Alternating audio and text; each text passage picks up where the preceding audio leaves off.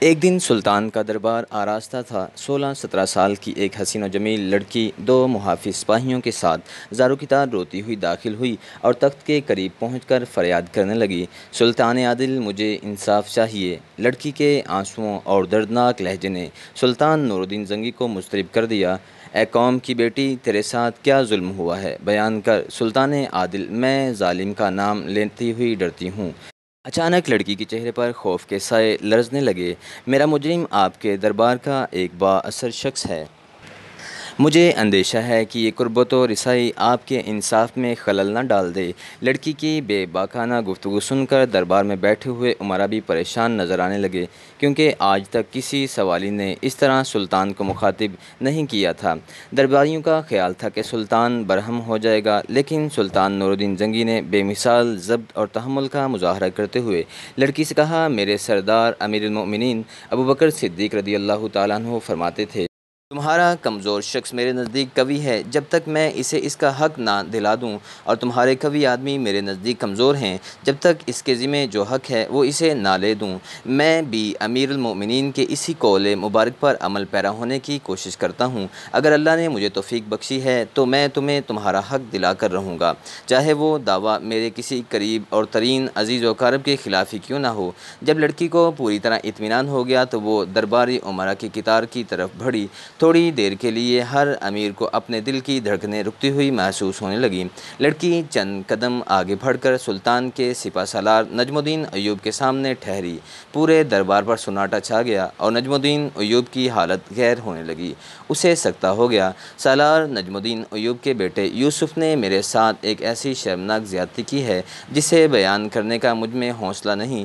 یہ کہہ کر لڑکی نے اپنا منہ چھپا لیا اور سسک سسک کر رونے لگی۔ لڑکی کے اس اہم انکشاف نے اہل دربار پر سکتہ طاری کر دیا، اور نجم الدین ایوب کو تو یوں محسوس ہو رہا تھا جیسے ارض شام شدید زلزلے کی لپیٹ میں ہے۔ شہر کی تمام عمارتیں اور گھر اس زلزلے سے محفوظ ہیں، لیکن اس کا اپنا وجود ہزاروں من مٹی کے نیچے دفن ہو چکا ہے۔ یہی حال اسد الدین شیرکو کا تھا۔ اس کی آنکھوں کے سامنے چند لمحوں کی گہری تاریکی چھا گئی۔ دونوں بھائی وحشت زدہ انداز میں اس حسین و جمیل لڑکی کی طرف دیکھ رہے تھے۔ جب یوسف صلاح الدین کی بے راہ روی پر سلطان نور الدین محمود زنگی سے سرِ دربار انصاف مانگنے آئی تھی، نجم الدین ایوب نے پہلے سلطان کی طرف دیکھا اور پھر امرائے دربار کی جانب دیکھا۔ اچانک سپہ سالار کو یوں محسوس ہوا کہ ہر آنکھ میں اس کے لیے لعنت و ملامت کا گہرا رنگ جھلک رہا ہے۔ ابھی نجم الدین ایوب ذہنی قلبی اذیت میں مبتلا تھا کہ نور الدین زنگی کی پرجلال آواز دربار میں گونجی، نجم الدین، تم نے سن لی اس غمزدہ لڑکی کی فریاد؟ نجم الدین ایوب اپنی نشست پر کھڑا ہوا، ایک ایک حرف سن لیا۔ سلطان عادل شدید غم سے نجم الدین ایوب کی آواز لرز رہی تھی۔ یوسف کہاں ہے؟ سلطان نور الدین زنگی کے لہجے سے غیظ و جلال جھلک رہا تھا۔ وہ کل رات سے شدید بخار میں مبتلا ہے، اس لیے دربار میں حاضر نہ ہو سکا۔ اگرچہ نجم الدین ایوب ایک جانباز سالار تھا اور میدان جنگ میں ہمیشہ سربکف رہتا تھا، لیکن بیٹے کی اس ممکنہ جرم نے فولاد کے اعصاب رکھنے والے اس سپاہی کے جسم اور زبان میں ارتعاش پیدا کر دیا۔ تم خود ہی اس تک ہمارا حکم پہنچاؤ کہ کل وہ بہر صورت دربار میں حاضر ہو۔ سلطان نور الدین زنگی کے غیظ و جلال میں مزید اضافہ ہو گیا۔ اس سلسلے میں کوئی عذر قابل قبول نہیں ہوگا، چاہے اس کی جان پر ہی کیوں نہ بنی ہو۔ یہ کہتے ہوئے سلطان نور الدین زنگی اٹھ کھڑے ہوئے اور اس کے ساتھ ہی تمام حاضرین دربار بھی کھڑے ہوئے۔ وہ غمزدہ لڑکی جس کا نام شاریہ تھا تیز قدموں سے سلطان نور الدین زنگی کے قریب پہنچی اور گریہ ازاری کرنے لگی۔ سلطان عادل، میں بھرے دربار میں اپنی رویداد غم بیان کر نہیں سکوں گی۔ لڑکی، ہمیں بھی اس بات سے شرم آتی ہے کہ دختر قوم نامجرموں کے سامنے اپنی داستان علم بیان کرے۔ شاریہ سے خطاب کرتے ہوئے سلطان نور الدین زنگی کے لہجے سے اداسی جھلک رہی تھی۔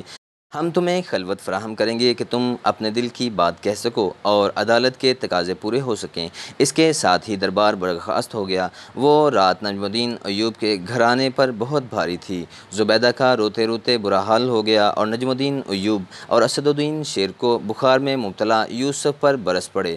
ہم نے اپنی عزت و آبرو اور جاہ و چشم جس عمارت کو برسوں کی انتھک محنت کے بعد تعمیر کیا تھا، تو نے ایک لمحے میں ڈھا دیا۔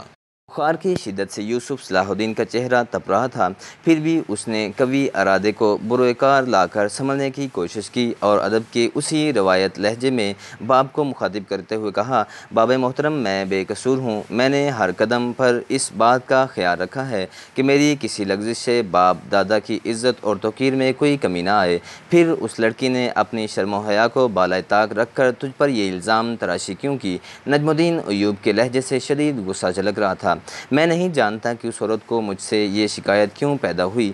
یوسف صلاح الدین نے نہایت معصومانہ لہجے میں کہا، اگر تجھ پر یہ جرم ثابت ہوا تو پھر ہمارے عہدہ و منصب کا کیا ہوگا؟ ہمیں بھی ذلت و ندامت کے ساتھ معزول کیا جائے گا۔ اسد الدین شیرکو کا لہجہ سخت غضبناک تھا، اگرچہ وہ اپنے اس بھتیجے سے بے پناہ محبت کرتا تھا، لیکن اس سنگین صورتحال میں وہ بھی ہراساں نظر آ رہا تھا۔ یوسف صلاح الدین نے اپنی فطرت کے مطابق انتہائی ضبط و تحمل کا مظاہرہ کرتے ہوئے کہا، امّ محترم، ایک شخص کے گناہ کا بوجھ دوسرے کے کاندھے پر ہرگز نہیں ہوگا۔ یوسف نے قرآن کریم کی ایک آیت مقدسہ کا حوالہ پیش کیا، اگر میرا گناہ ہے تو اس کا بوجھ بھی میں خود ہی اٹھاؤں گا۔ نجم الدین ایوب اور اسد الدین شیرکو عجیب اذیت اور کشمکش میں مبتلا تھے۔ جب وہ یوسف صلاح الدین کی استقامت دیکھتے تو انہیں یقین سا ہونے لگتا کہ ان کا بیٹا بے گناہ ہے، مگر جب انہیں اس غمزدہ لڑکی کی گریہ وزاری اور بے قراری یاد آتی تو یوسف صلاح الدین گناہگار نظر آنے لگتا۔ بڑے سنگین اور اذیتناک لمحات تھے جن سے شامی افواج کا سپہ سالار اور اس کے اہل خانہ بری طرح متاثر تھے۔ دوسری طرف سلطان نور الدین زنگی نے اپنے محل کے ایک مخصوص کمرے میں قاضی ابن ورسون اور اس لڑکی اشاریہ کو طلب کیا تھا جو یوسف صلاح الدین کے خلاف مدعی تھی۔ لڑکی، اس وقت تم دربار شام میں نہیں، ایک ایسے خفیہ کمرے میں ہو جہاں میرے اور قاضی صاحب کے سوا کوئی تیسرا فرد موجود نہیں۔ سلطان نور الدین زنگی نے نہایت نرم لہجے میں شاریہ کو مخاطب کرتے ہوئے کہا، اب تم بے جھجک ہو کر اپنی رویداد غم پوری تفصیل کے ساتھ بیان کر سکتی ہو۔ شاریہ نے انتہائی رقت امیز لہجے میں کہنا شروع کیا، سلطان عادل، مجھے یوسف صلاح الدین کی شاہ سواری بہت پسند تھی۔ میں نے اسے کئی بار آپ کے ساتھ چوگان کھیلتے دیکھا، پھر رفتہ رفتہ میری پسندیدگی بڑھتی چلی گئی۔ یہ کہتے کہتے شاریہ کے چہرے پر شرم و حیا کا ہلکا سا رنگ ابھر آیا۔ اس نے سر جھکا لیا۔ آخر میں ایک دن یوسف کی محبت میں گرفتار ہو گئی اور اس کے سامنے اپنی محبت کا اظہار بھی کر دیا۔ یوسف نے بھی بھرپور انداز میں میری محبت کی پذیرائی کی۔ مجھے یقین تھا کہ وہ ایک لائق شاہ سوار کی طرح قابل اعتبار نوجوان بھی ہوگا۔ یہ کہہ کر شاریہ نے سر اٹھایا اور سلطان نور الدین محمود زنگی کی طرف اشارہ کرتے ہوئے کہا، اور اس اعتبار کی وجہ آپ تھے سلطان عادل؟ ہم والی شام نے چونک کر کہا، وہ کس طرح؟ اس بات کی وضاحت کرو لڑکی۔ اس لیے کہ یوسف صلاح الدین آپ کا مصاحب خاص ہے۔ شاریہ کی آنکھوں سے آنسو جاری تھے، مگر اس کے لہجے سے بہت زیادہ اعتماد جھلک رہا تھا۔ شاریہ نے ایک ایک لفظ پر زور دیتے ہوئے کہا، اور سلطان عادل ایک بے اعتبار شخص کو اپنا مصاحب خاص نہیں بنا سکتے۔ شاریہ کے لہجے میں اس قدر بے ساختگی تھی کہ سلطان نور الدین زنگی بھی اس کی بات سے متاثر ہوئے بغیر نہ رہ سکا۔ لڑکی، اس حسن زن کے لیے ہم تیرے شکر گزار ہیں۔ قاضی ابن ورسون بار بار اپنی کرسی پر پہلو بدل رہا تھا۔ وہ اس واقعے کا انجام جاننے کے لیے مضطرب تھا کیونکہ معاملہ اس کے شاگرد خاص یوسف صلاح الدین کا تھا، مگر یہ حوالہ بھی غیر معتبر ٹھہرا۔ یکایک شاریہ کے بہتے ہوئے آنسوؤں میں تیزی آ گئی۔ یوسف مجھے دھوکہ دیا ہے، کچھ دن شادی کرنے کے فریب میں مبتلا رکھا اور پھر ایک روز ٹھکرا دیا۔ اپنے تمام وعدوں سے منحرف ہو گیا وہ۔ ہو سکتا ہے تمہارے اور یوسف کے خیالات میں ہم آہنگی نہ ہو۔ قاضی ابن ورسون نے شاریہ کو مخاطب کرتے ہوئے کہا، اس صورت میں عورت و مرد کا الگ ہو جانا ہی مناسب ہے تاکہ شادی کے بعد ازدواجی زندگی ایک عذاب نہ بن جائے۔ شاریہ زاروں کی طرح رونے لگی، مجھے یوسف کی بے وفائی کا گلہ نہیں، مگر اس نے میرے ساتھ جو ناروا سلوک کیا اس کا ازالہ کون کرے گا؟ اس نے میری شدید محبت اور سادگی سے یہاں تک فائدہ اٹھایا کہ مجھے گناہ گار بنا ڈالا اور میرے چہرے پر کبھی نہ مٹنے والی سیاہی مل دی۔ نور الدین زنگی نے اس انکشاف پر کسی خاص رد عمل کا اظہار نہیں کیا کیونکہ وہ پہلے ہی لڑکی کی رویداد غم حاضرین دربار کے سامنے سن چکا تھا، مگر قاضی ابن ورسون کے لیے یہ بات ناقابل یقین تھی۔ اس لیے وہ جوش اضطراب میں اٹھ کر کھڑا ہو گیا اور شاریہ کو مخاطب کر کر کہنے لگا، یوسف ایسا نہیں کر سکتا، میں اسے خوب جانتا ہوں، وہ ایک صاحب کردار نوجوان ہے، انتہائی پاک باز اور سنجیدہ، میں اس سے کسی ایسی شرمناک فعل کی توقع نہیں رکھتا۔ قاضی ابن رسون کا بیان سن کر سلطان نور الدین زنگی نے مداخلت کی۔ قاضی صاحب، آپ کا طرز عمل انصاف کے تقاضوں کی نفی کر رہا ہے۔ آپ اس وقت اپنے جذبات کی گرفت میں ہیں، اس لیے یوسف صلاح الدین آپ کا شاگرد ہے۔ سلطان عادل، میں اپنے اس اضطراری عمل پر نادم ہوں۔ بے شک میں یوسف کے معاملے میں بہت زیادہ جذباتی ہو گیا تھا۔ یہ کہہ کے قاضی ابن رسون دوبارہ اپنی نشست پر بیٹھ گئے، پھر شاریہ سے مخاطب ہو کر بولے، لڑکی، کیا تمہارے والدین اس المناک واقعے سے باخبر ہیں؟ بدقسمتی سے میرے ماں باپ اس دنیا میں موجود نہیں۔ شاریہ نے انتہائی رقت امیز لہجے میں کہا، میرا کوئی والی وارث نہیں، بہت دور کے ایک عزیز کے پاس رہتی ہوں۔ کیا تم اس سلسلے میں کوئی گواہ پیش کر سکتی ہو؟ قاضی ابن رسول نے شاریہ سے سوال کیا، غریبوں کا کوئی گواہ ہوتا ہے؟ شاریہ نے روتے ہوئے کہا، بس اللہ ہی میری محبت کا گواہ ہے۔ اطمینان رکھو لڑکی، تمہارے ساتھ پورا انصاف ہوگا۔ اس واقعے کی مکمل تفصیل سننے کے بعد سلطان نور الدین زنگی نے انتہائی پرجلال لہجے میں کہا، عدالت کے فیصلے میں کوئی رشتہ اور کوئی منصب خلل انداز نہیں ہو سکتا، چاہے مجرم نور الدین کا مصاحب خاص ہو یا قاضی ابن رسول کا شاگرد خاص۔ سلطان عادل، مجھے امان دی جائے۔ یکایک شاریہ کے چہرے پر گہرے خوف کے سائے لرز رہے تھے۔ میں ایک بے سہارا لڑکی ہوں اور وہ بہت طاقتور لوگ ہیں، مجھے اپنی جان کا خطرہ ہے۔ سلطان نور الدین زنگی نے اسی وقت فرمان جاری کر دیا کہ جب تک شاریہ کے مقدمے کا فیصلہ نہیں کیا جاتا، وہ اس وقت تک محل کی کنیزوں میں شامل رہے گی۔ وہ رات نجم الدین ایوب اور اس کے اہل خانہ ہی پر گراں نہیں تھی، بلکہ قاضی ابن رسول بھی شدید اذیت و کرب میں مبتلا تھے۔ انہیں اس بات کا قلق تھا کہ ان کے شاگرد خاص کے نام سے ایک شرمناک واقعہ منسوخ کر دیا گیا۔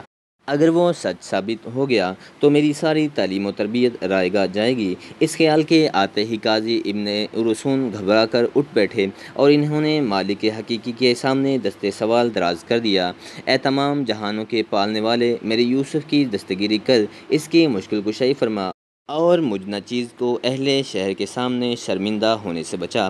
دوسری طرف یوسف صلاح الدین کی کیفیت ناقابل بیان تھی۔ الزام تراشی کا کرب، بخار کی شدت، باپ اور چچا کے طعنے اور ان کے عہدوں سے معزولی کے اندیشے، غرض ایک نازک سی شاخ خوفناک آندھی کی زد میں تھی۔ اپنی اس بے کسی پر یوسف صلاح الدین کی آنکھیں بھی بھیگ گئیں اور وہ اپنے مالک حقیقی کو پکار رہا تھا، یہاں تک کہ فجر کی اذانیں سنائی دینے لگی، سارے عالم میں اللہ کی کبریائی بیان ہو رہی تھی۔ یوسف صلاح الدین اسی بخار کی حالت میں اٹھا اور وضو کر کے نماز کے لیے کھڑا ہو گیا۔ سورج طلوع ہوا۔ وہ دن اہل شام کے لیے بڑا ہی عجیب دن تھا۔ ایک طرف ایک بے سہارا لڑکی تھی اور دوسری طرف سلطان نور الدین زنگی کا مصاحب خاص۔ لوگ عدالت عالیہ کا فیصلہ سننے کے لیے مضطرب تھے۔ سلطان کا دربار امراء اور دیگر سرکاری ملازمین سے بھرا ہوا تھا۔ نجم الدین ایوب اور اسد الدین شیرکو اپنی نشستوں پر موجود تھے، مگر ان کے چہرے آنے والی رسوائی کے خوف سے دھواں ہو رہے تھے۔ سلطان نور الدین زنگی اپنے پورے جاہ و جلال کے ساتھ جلوہ افروز تھے۔ تخت کے بائیں جانب قاضی ابن رسول کی نشست تھی اور تخت سلطانی کے نیچے یوسف صلاح الدین دست بستہ کھڑا تھا۔ اگرچہ بخار کی شدت سے اس کا چہرہ تمتما رہا تھا، لیکن گھبراہٹ اور پریشانی کے آثار دور دور تک نہ تھے۔ حاضرین دربار کو حیرت تھی کہ ایسی ناسازگار فضا میں بھی یوسف غیر معمولی حد تک پرسکون نظر آ رہا ہے۔ بعض امراء آپس میں سرگوشیاں کر رہے تھے، یوسف مجرم ہے، مگر اس لیے مطمئن ہے کہ باپ اور چچا دربار سلطانی میں رسائی رکھتے ہیں، وہ اسے سلطان کے عتاب اور عدالت کی سزا سے بچا لیں گے۔ ابھی یہ قیاس آرائیاں جاری تھیں کہ عدالت عالیہ کے ایک کارکن نے کھڑے ہو کر بآواز بلند یوسف صلاح الدین کے خلاف فرد جرم پڑھ کر سنا دی۔ پھر قاضی ابن رسول اپنے شاگرد سے مخاطب ہوا، یوسف، تم اس سلسلے میں اپنی صفائی پیش کرنے کا پورا اختیار رکھتے ہو۔ استاد محترم، جب میں مدعی سے واقف ہی نہیں تو پھر مجھ سے یہ گناہ کس طرح سرزد ہو سکتا ہے؟ بخار کی شدت کے سبب یوسف کے جسم میں بھی ہلکی سی لرزش تھی اور زبان میں بھی۔ حاضرین دربار کی اکثریت نے یوسف کی یہ کیفیت دیکھ کر اندازہ کر لیا کہ وہ بے قصور نہیں اور اس سے یہ جرم سرزد ہو چکا ہے۔ سلطان نور الدین زنگی نے یوسف صلاح الدین کی اس کیفیت کو سرسری انداز میں دیکھا اور پھر تخت کی بائیں جانب کھڑے درباری محافظ کو مخاطب کرتے ہوئے کہا، مدعی کو عدالت کے روبرو پیش کیا جائے۔ تھوڑی ہی دیر میں دو محافظ سپاہی شاریہ کو لے کر دربار میں حاضر ہوئے۔ شاریہ اس وقت ایک سفید چادر میں اس طرح لپٹی ہوئی تھی کہ حاضرین دربار کو صرف اس کی آنکھیں نظر آ رہی تھیں۔ شاریہ آہستہ آہستہ چلتی ہوئی تخت کے قریب آئی اور سر جھکا کر کھڑی ہو گئی۔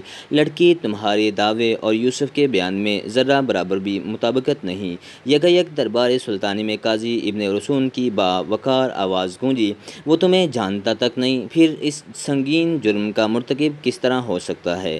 قاضی ابن رسون کی آواز سن کر شاریہ نے چادر میں لپٹا ہوا اپنا چہرہ بے نقاب کر دیا۔ اس کی آنکھوں سے آنسو بہہ رہے تھے مگر نظریں جھکی ہوئی تھیں۔